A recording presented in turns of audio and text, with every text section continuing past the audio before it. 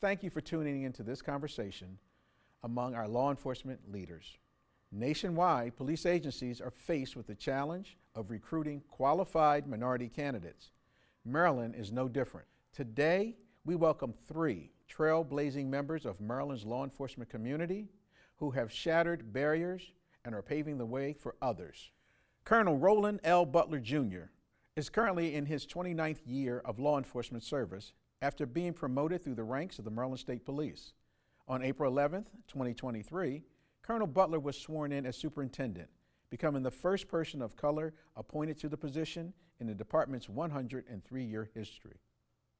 And Arundel County Police Chief Amal Awad began her policing career 30 years ago with the Prince George's Police Department. She was later named Chief of Police at Hyattsville City, becoming the first woman ever appointed in the city's 134-year history. But she wasn't done there.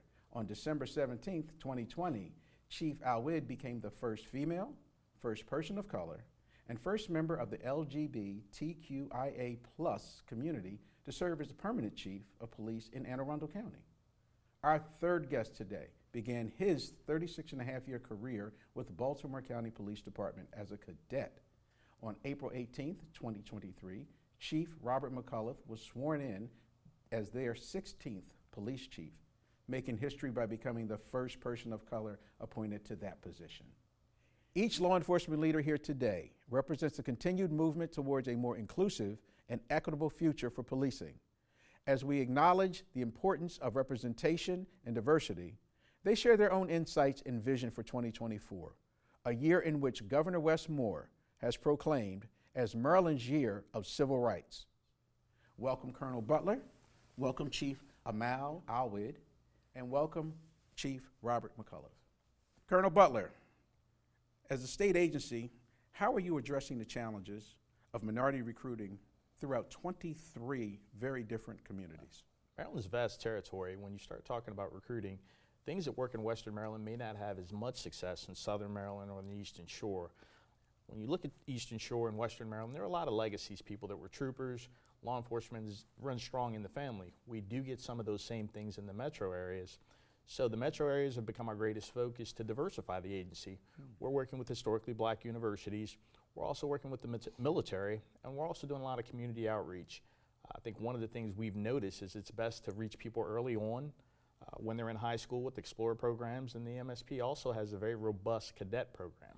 Chief Awad, as a former chief of municipality and now the county police department, you know firsthand the importance of community policing. What role does this play in your recruiting efforts in Anne Arundel County? A very important role.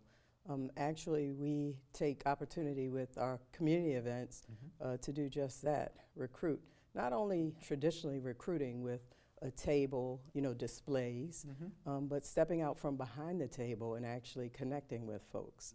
No matter the event, whether it's coffee with a cop, a food giveaway, or community meeting, in the back of our minds and in the front of our minds, we're consistently recruiting. Chief McCullough, having started as a cadet and working through the ranks of the department, you understand the importance of representation in the communities that you've served in Baltimore County. How are you working to recruit officers from diverse backgrounds? Well, it first starts meeting people where they are. It means when you're recruiting minorities, you have to start with going to minority communities, working through the faith-based community, our churches. Colonel Butler mentioned our HBCUs. So we work through our HBCUs by working through the Divine Nine.